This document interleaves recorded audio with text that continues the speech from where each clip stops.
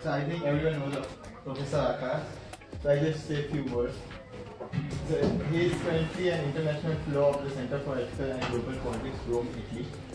He has published, I think, more than 5 books in recent time. No. See what you do more, I guess. 7 in philosophy only. And then I think around 2017. In recent years. So like in 2017, he published Hegel's Indian Political Theory. Okay. Plato's Relevance and this A Philosopher of Auto-ethnography. So, I mean, you can ask what's the relationship between the philosophy of autobiography and the sort of talk that we are going to have, the relevance of philosophy. So, I mean, I just quote what he has written in Epilogue. So, he first quotes Nietzsche and he says that all philosophical writing is actually a specimen of involuntary and unconscious autobiography. And Professor Rathore takes a quite contrary position and he says that that autobiographical writing is actually some sort of involuntary and unconscious philosophy. And then one can ask what sort of philosophy? And he answers, certainly it should not replete with abstraction, rather one of constant specificity, a plane of lived experiences. And that's how he based his whole book. So that's how I see the relationship between this book and the theme that we are going to have. So I just tell you few things about the series of talk that we are going to have. This is the 6th talk that we are going to have on the set theme, the relevance of philosophy. And the other speakers were Dr. Soumya Chaudhary, and then Professor Raj Iyer, then Professor Bijoy Barua, then Dr. Nilanjan Bhaume, and Professor Dhruv Raina, and the 6th one is Professor Aakash Singh. Dhruv Raina from Singh. Jackie Hussain Thank you so much for the invitation to speak outside of CP on the topic of the relevance of philosophy in our times.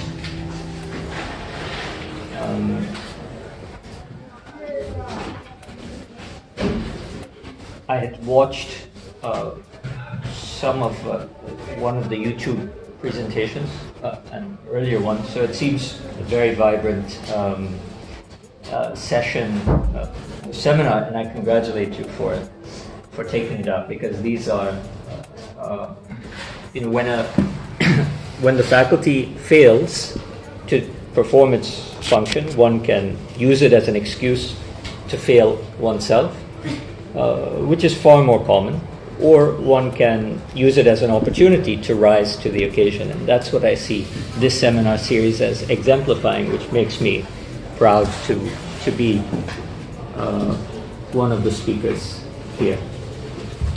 So, for those of you I haven't seen in a long time, I apologize for the way I left in the middle of class one day, and nice to see you again. I hope you've been busy in this interim period. I have been quite extraordinarily busy, so much so that I can't often think straight. So let me see if I can pull together some thoughts. And I want to speak, I think, on 3 issues. One is the relevance of philosophy.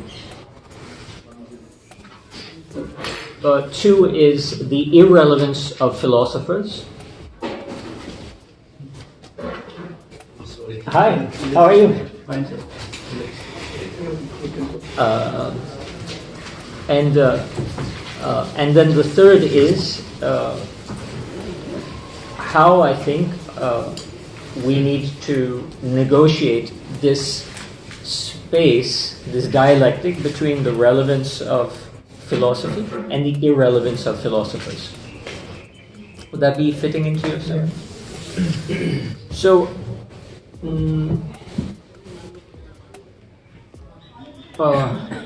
I brought Outlook Who reads Outlook? Middle class people, urban middle class, business people, culturati. Who else? I mean, we have stereotypes of the sort. I mean, do you read Outlook? Are you Outlook readers? No. Are you waiting every week for the next Outlook to come? Anybody? Don't be ashamed. I do these days because I write for them. But basically, no, right? It's not an intellectual venue.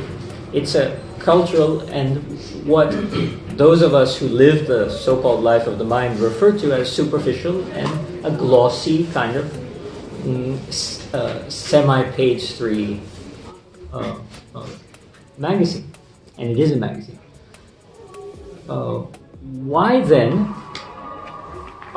do they run a review of a book called as a Philosophy of Autobiography, published by an academic press, written by a philosopher? And no, I'm not one of those people who say I'm not a philosopher. I am a philosopher. That I'm not a philosopher bullshit is, projecting some kind of normative conception of who gets to be in and who gets to be out. The people who get to be in are the people who self-identify as philosophers, and that's that. That's a footnote. Now, so explain to me this phenomena. Is it possible to understand why a glossy magazine that's preoccupied with Priyanka Chopra or whoever is publishing a review of a book by a philosopher on a subject of philosophy that is published by an academic press, not a popular press? Why is that? So this is on the relevance of philosophy. In India, more so than in any other country I've lived in, philosophy enjoys cultural capital.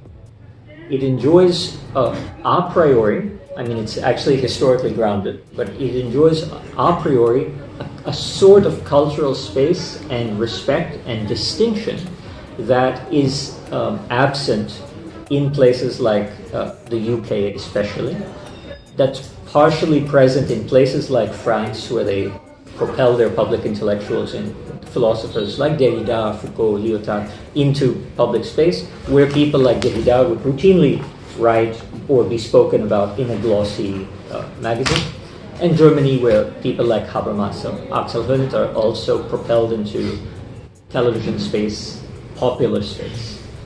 That's not many places around the world. One place that it is extremely strong, and stronger, I believe, than even France and Germany, both countries where I've lived for several years, is right here in India.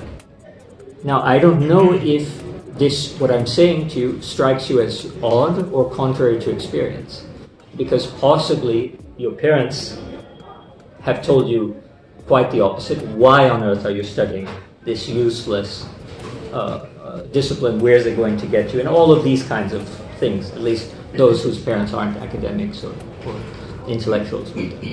So we often hear, out of parental concern, the opposite, that philosophy is irrelevant. But the fact is, there are numerous evidences of quite the opposite. Here's another one. This is my other book, Hegel's India, nominated for Book of the Year 2017. Now, I'm not just boasting. I'm very proud of it, but I'm not boasting. This is on Hegel. Hegel is hard for you to read. Now, what is the Tata Lit Festival of Mumbai, full of all sorts of beautiful, men and women and transcended people, gorgeous, wearing, on the red carpet, wearing fancy clothes and so on. What are they doing nominating this book as the best book of 2017? How does that function? Can you explain that to me? Why Outlook, or why a lit fest, a glitzy lit fest, are taking books of hardcore philosophy. This is very hardcore philosophy.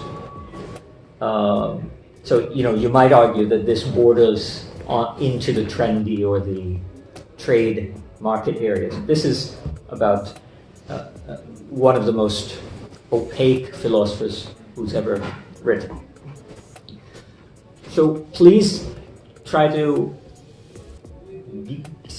harmonize the common theme that we each complain to one another or ourselves about, which is that philosophy is insignificant and irrelevant, that the people don't take it seriously. Quite the contrary, I have not seen another country where people, the ordinary people, take philosophy more seriously, culturally, socially, politically, than in India. Now, so I assume I'm telling you something that you're not accustomed to hearing. That doesn't mean that despite philosophy enjoying profound cultural capital, expressing itself in various manifestations like glossy magazines or Indian Express, or some of you know I used to write columns on philosophy for Huffington Post. These are newspapers. They are not intellectual outlets. They're not academic outlets. What happens in these papers is that you cannot wait to get to the most so-called relevant things: war, politics, and of course Bollywood and fashion and whatever. So somebody explained to me that if philosophy does not enjoy cultural capital in India, why is it that I, as a philosopher, if you've seen my website or any of my little bios on talks, I don't know if you've noticed, but it always says Aakash Singh, philosopher, author, and I am a philosopher.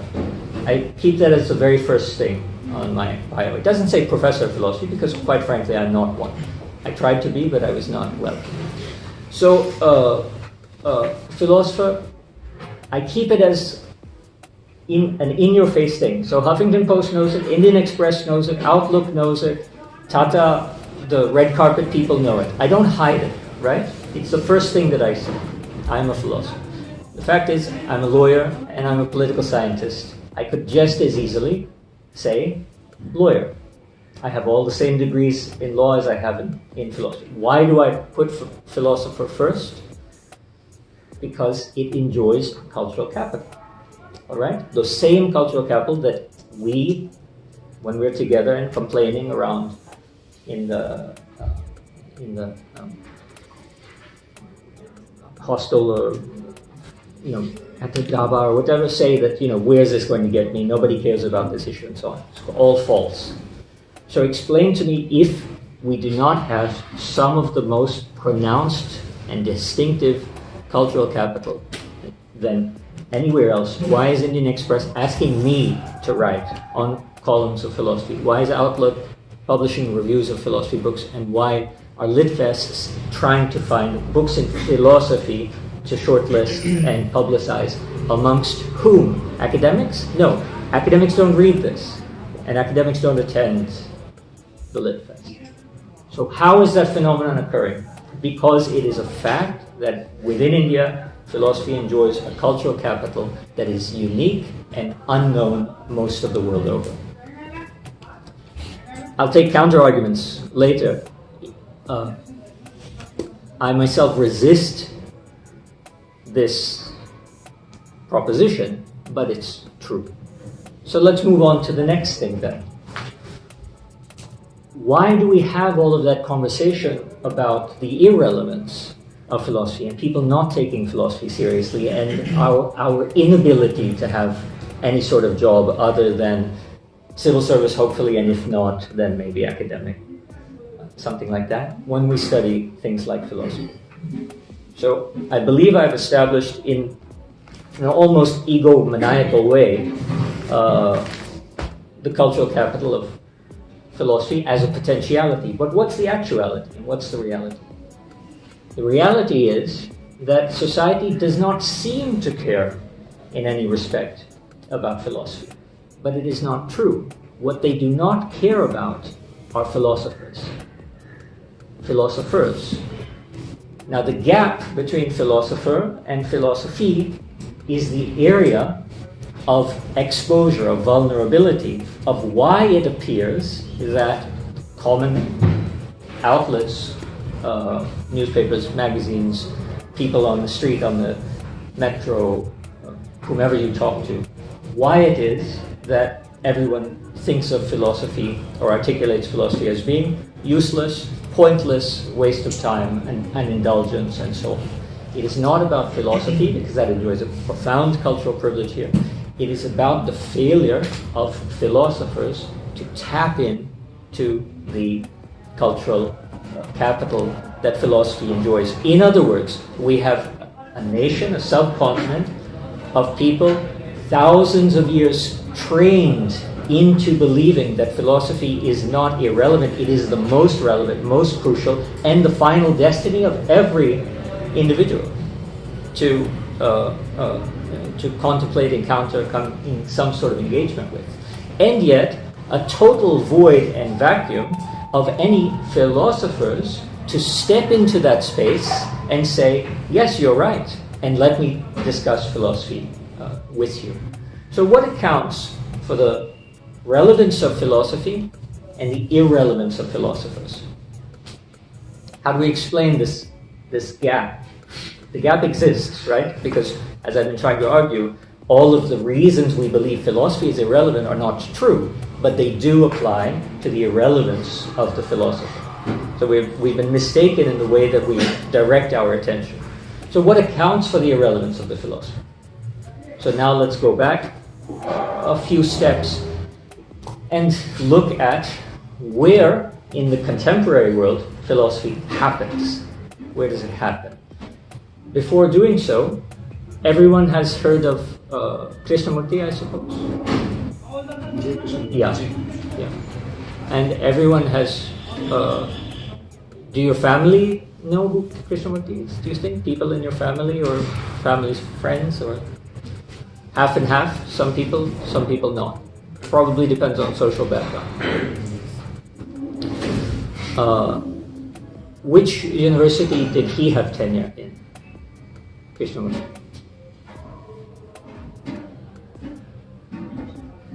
Okay, let's forget. How about Aurobindo? Everyone has heard of Aurobindo? Has your family heard of Aurobindo? In that case, even so. Where was he tenured?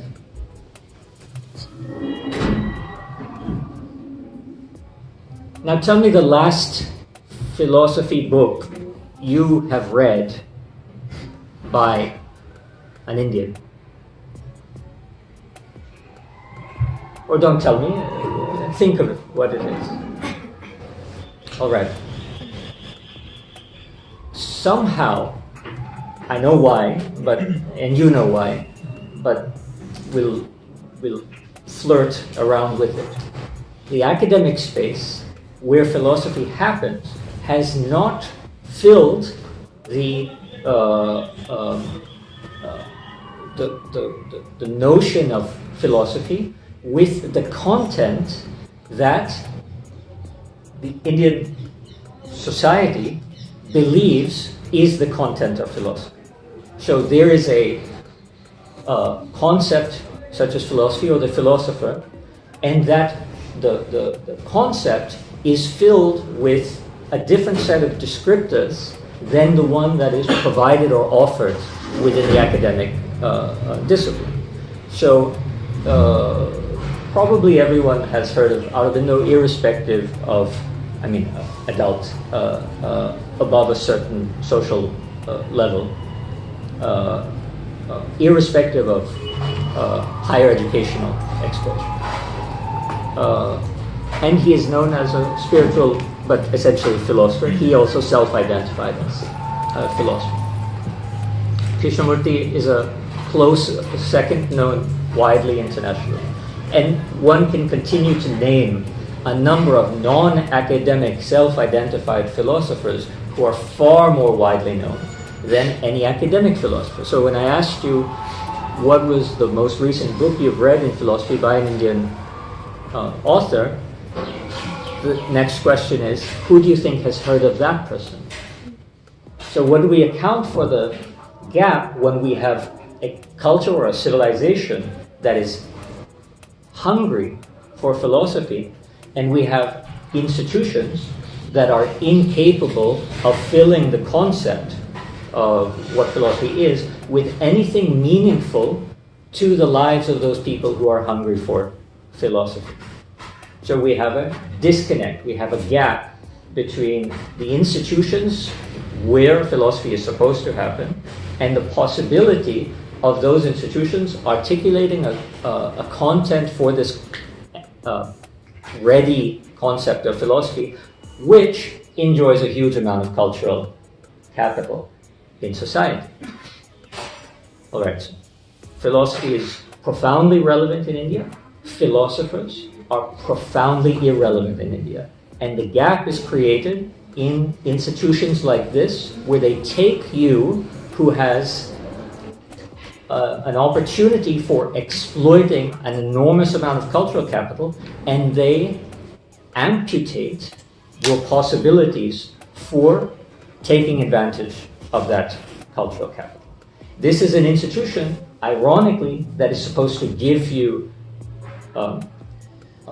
diploma, which translates into opportunities in the job market. And ironically, what it does is the opposite. It takes a person who could naturally enjoy the cultural capital, and it makes you impotent to do so. How does it make you impotent to do so? Programmatically.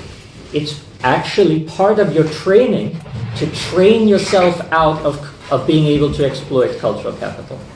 Every time you come in front of your faculty, your academic faculty, to present your so-called philosophical writing, it is the unspoken job or task of that faculty to ensure the irrelevance of you as a philosopher to society.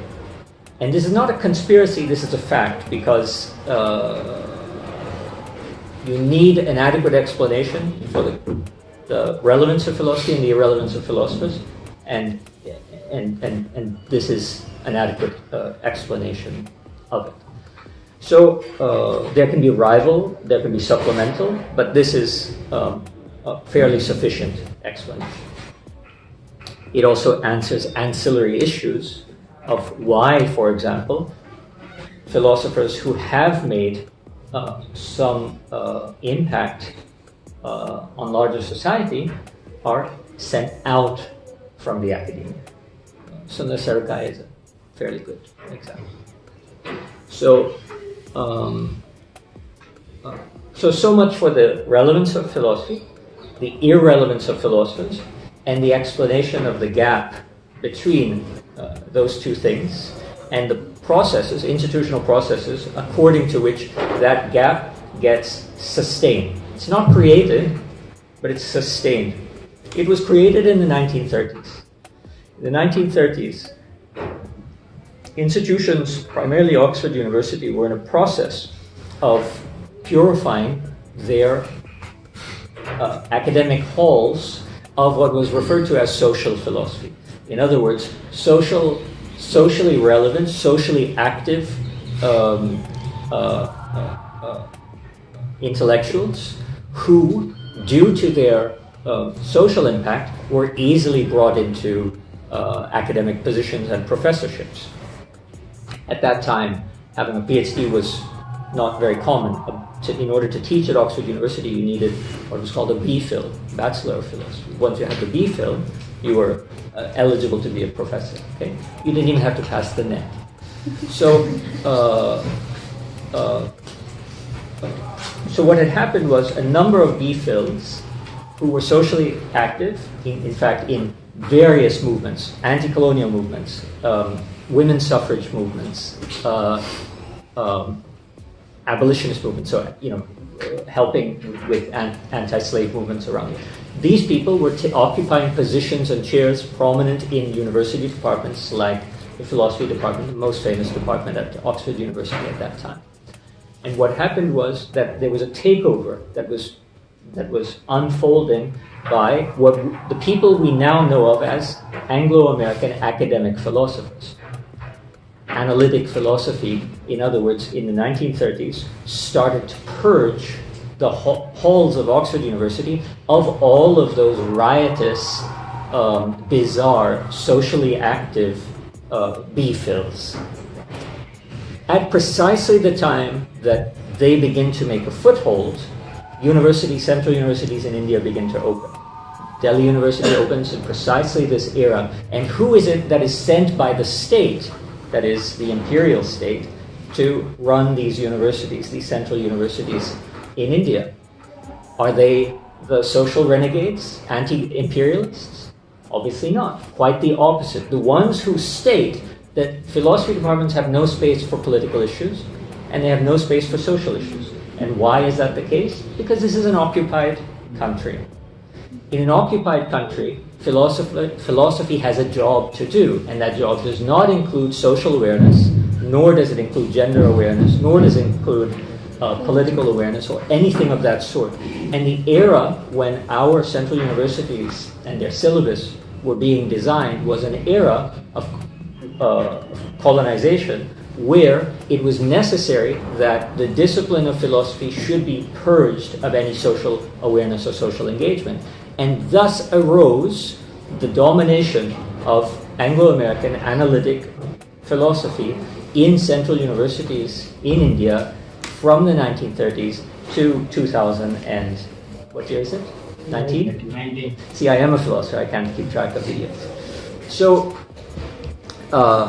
what happens as a consequence of this domination? Let's think of some of the greatest exemplars of that tradition within Indian philosophy departments. So I think we can each have our own disagreements. I think probably one of the most brilliant and talented analytic philosophers in India is named Nirmalanshu Mukherjee, formerly professor at Delhi University. Mukherjee also happens to be a left-wing, a Maoist, writing books on Naxal movement and Maoism. And when he writes them, he imprints them in the preface, the acknowledgement. This is not philosophy. Always. And it's not only his own books that are socially or politically engaged that he says this is not philosophy. He also stamps that very same thing on Aakash's forehead. This is not philosophy. Okay? Why? Because what started in the 1930s has been preserved and maintained. However, it is not for the same reason. So now I'm going to get into the third part.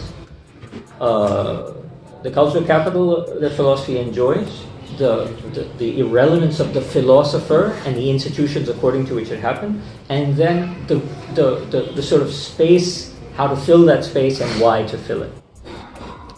While philosophers have been disciplined into irrelevance, into social irrelevance, through the academic departments that are in fact supposed to train them to occupy social relevance. While they have been disciplined in this respect, the reasons behind it are different.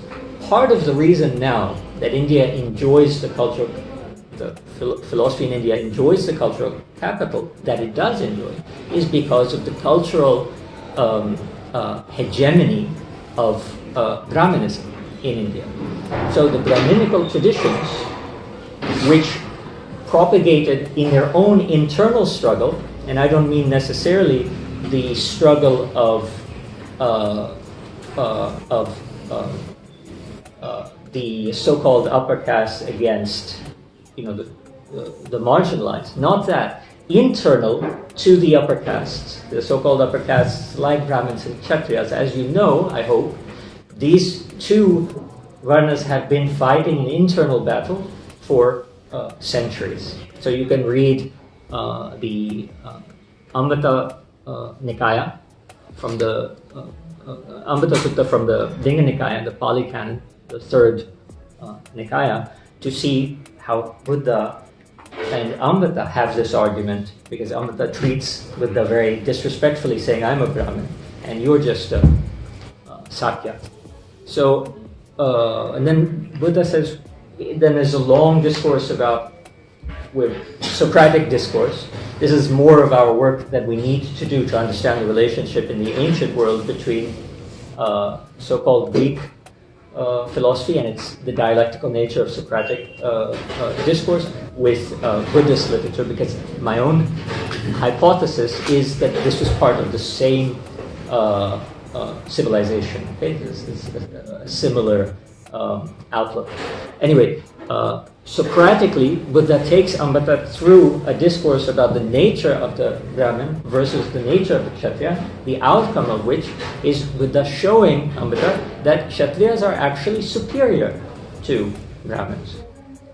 And once Ambata is humiliated, then, just like Socratic dialogues work, once Socrates humiliates, reduces the pride of the interlocutor, what's the next step Socrates undertakes?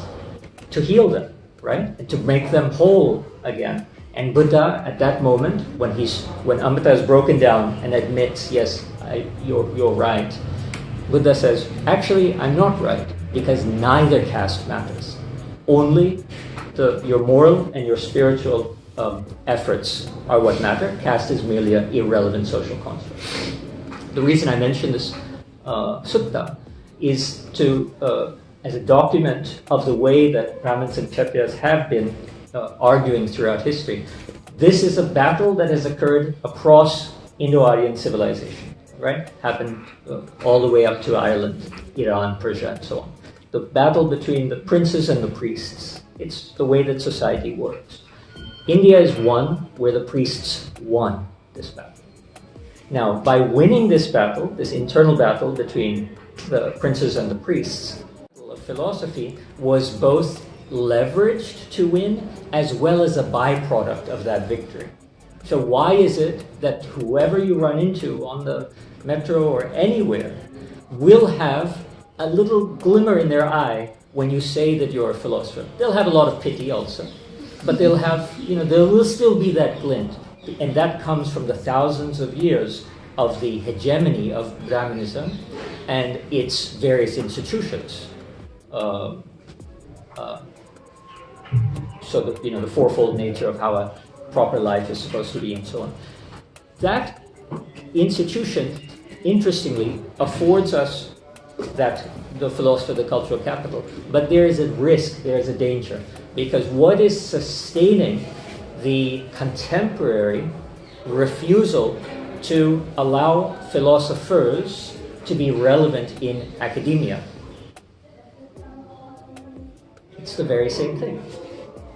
It's a constant effort to maintain the privilege and priority of a Brahminical way of thinking. Now, I'm not saying it's Brahmin-specific human beings. It's a Brahminical way of thinking. What does it consist of? What are its marks or its particular features?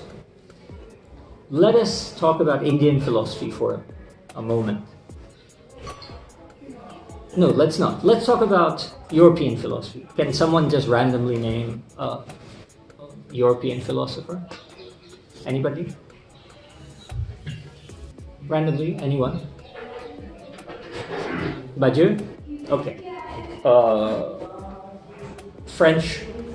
Does he talk about the in his writings? Does he talk about Caesar's engagement with the Franks or the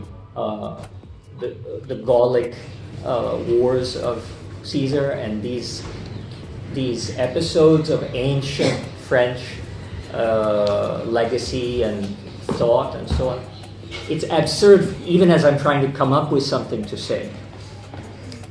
What about Indian philosophy? What is, to put it simply because everybody looks baffled, what is the content of the contemporary Indian philosophers' oeuvre?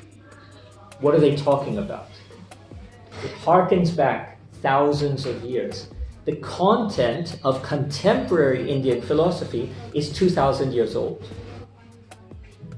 Any European philosopher or American philosopher that you would mention, the content of their philosophy is contemporary. The contemporary is the content of their philosophy. The past is the content of Indian philosophy. Now, how does that happen? Through the very self-same processes. In order to maintain the hegemony and domination of Brahminical Indian philosophy, because it's not Buddhism that we're necessarily studying, especially its social revolutionary aspects. It's not Charvak that we're studying. And it's not other rival systems of philosophy. We can't study them because there's no literature on the topic. Why is there no literature on the topic? Because they have been occluded for thousands of years. Now, the content of what we are told is Indian philosophy is identical to the content of what we are told is philosophy. That which does not rupture the social, that which does not introduce unorthodoxy, that which does not trouble gender, that does not trouble caste, that does not trouble governmentality. So philosophy is forced to exclude everything contemporary, because what are the issues that every one of us thinks about at almost all times when we're not in an occasion like this? We think about gender, we think about being queer, we think about being trans, we think about being oppressed, we think about being oppressors, we think about exploitation, we think about the fact that we live in what's becoming a fascist country. We think about issues of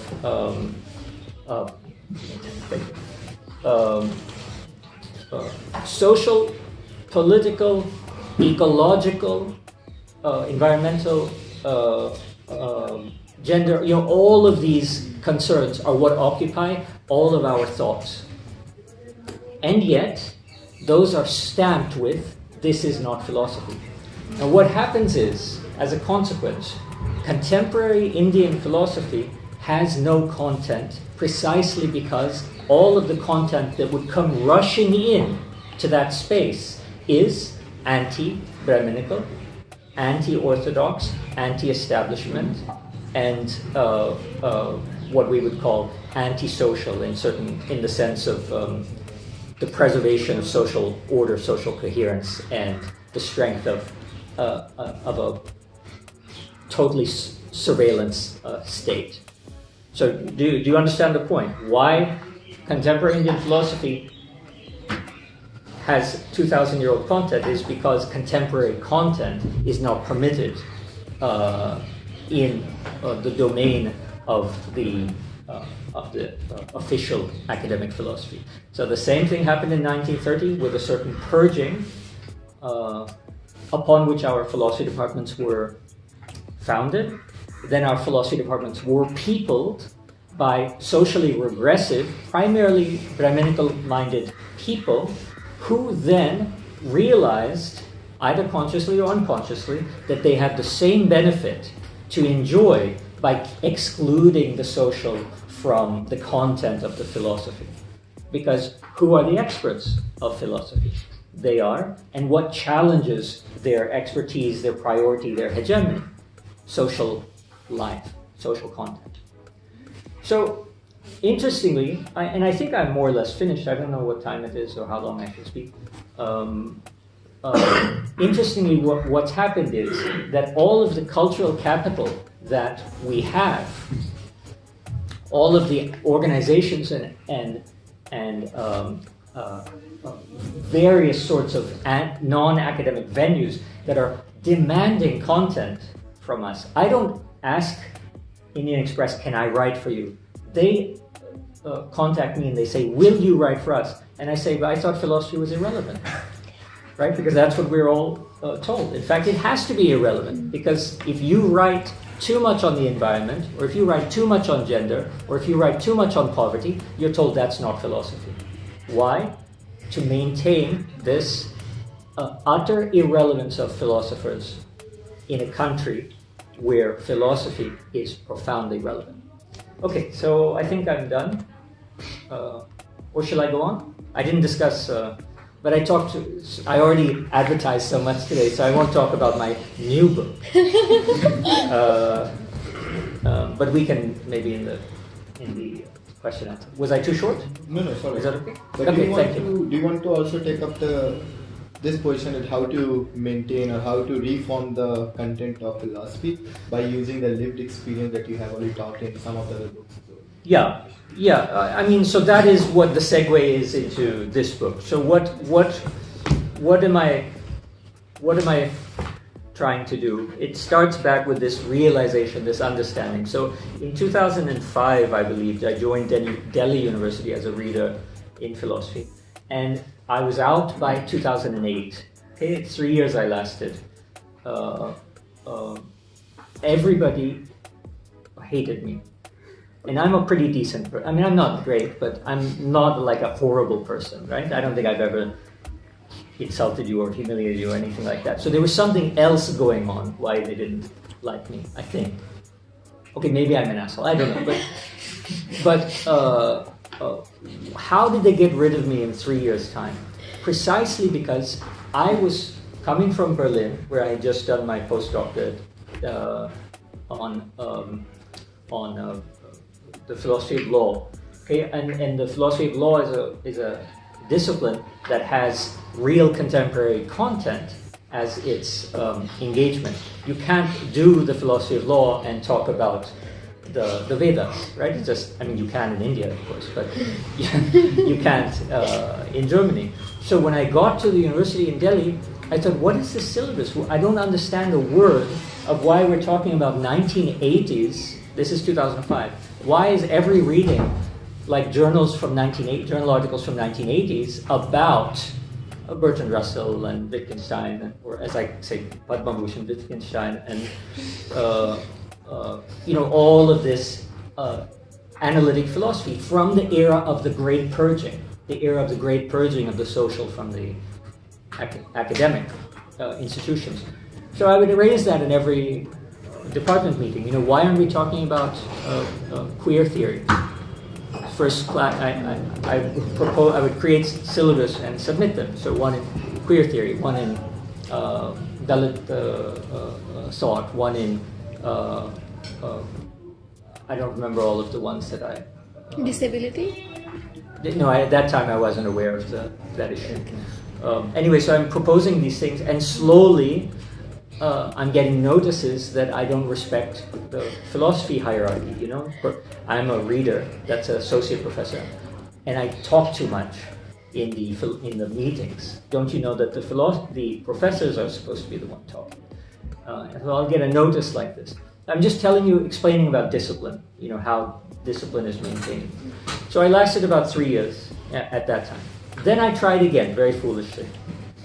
I kept trying to come into the university spaces, primarily because I love to teach. And I kept being thrown out again.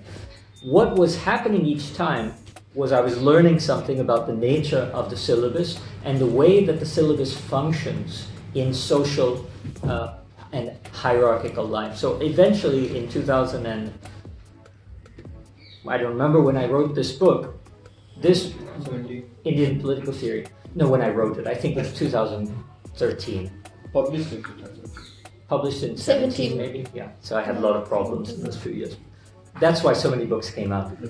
So I started to put it into this book, and what I realized was that the way that the academic disciplines, primarily political philosophy in India, is exercised is a forced and studied irrelevance. So anything where you think the relevant parts of your lived experience should be brought in are systematically excluded. So they're not accidentally excluded. What I started to realize is that they're systematically excluded, and that systematic exclusion is part of what maintains the discipline amongst the faculty that is replicated as a discipline amongst the students. So you are also told how to behave, sexually, academically, all of these disciplinary processes, what you can and cannot write about, whether your title should say this or that, all of these are disciplinary processes by which they might seem to have no logic at all. What I'm trying to explain to you is they have a logic. They have a logic of maintaining two things simultaneously. The long Brahminical mentality, hegemony, and its Western manifestation as a colonial mentality. So the way of ensuring that nothing happens that matters. That's what an academic, the humanities and social sciences, nothing should happen that matters. And if it matters, it should only matter in a way that the state can exploit it. So sure, do a census report, do some sort of field work where the state can extract that information and use it to further govern and discipline the citizenry.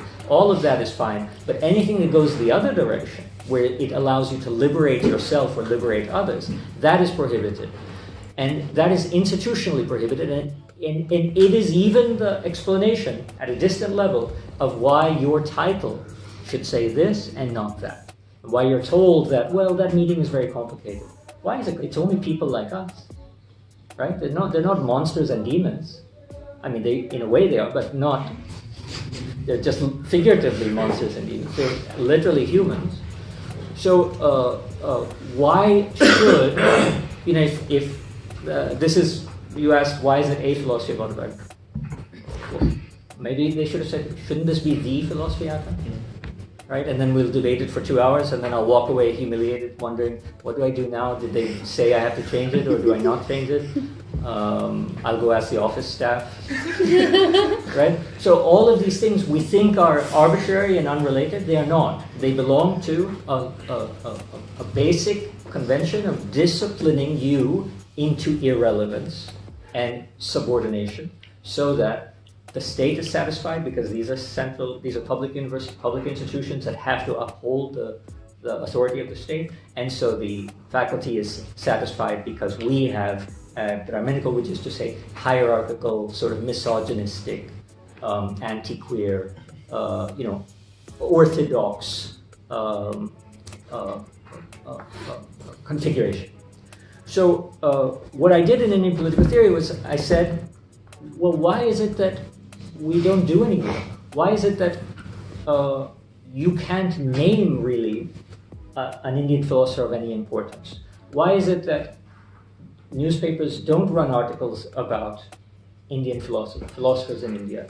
Why is it quite the contrary, that it's shameful and all of your parents will tell you, why are you getting into this pointless exercise? Why is that? Why is there that gap? So I argued in the book that for philosophy to become vibrant and start filling in the space that is offered to it, the philosophers, because it's not philosophy that's irrelevant, it's philosophers who are irrelevant, that philosophers need to become auto-ethnographic and start discussing their social locations, start discussing their social issues, the issues that confront us, of issues of gender, issues of caste, issue of sexuality, all of these things that confront us, and which, thanks to our years of studying great thinkers and great minds, we have something enlightened to say about them. And so what I started in Indian political theory was the assertion that philosophers, political philosophers especially, need to become auto-ethnographic and articulate things from the point of view of lived experience. Then finally, after a few books, I managed to achieve it in here. So when you say, this seems like my autobiography, it is my autobiography. It is the way that I believe philosophers in India need to do philosophy, because in that process, philosophers show their relevance to other people, because we are those other people, and we're just like those other people, and yet we are educated and learned in a particular way to allow other people to reflect and see things from a more philosophical orientation or point of view. So that's why how lived experience now is programmatically part of the work that I do, and I believe if I finish the loop, that's why it starts to appear in places and spaces where philosophy has always been excluded. So the relevance of philosophy gets repopulated by the philosopher making her or him relevant again. Alright, so that's my second time finishing. See, maybe you can give me a third time.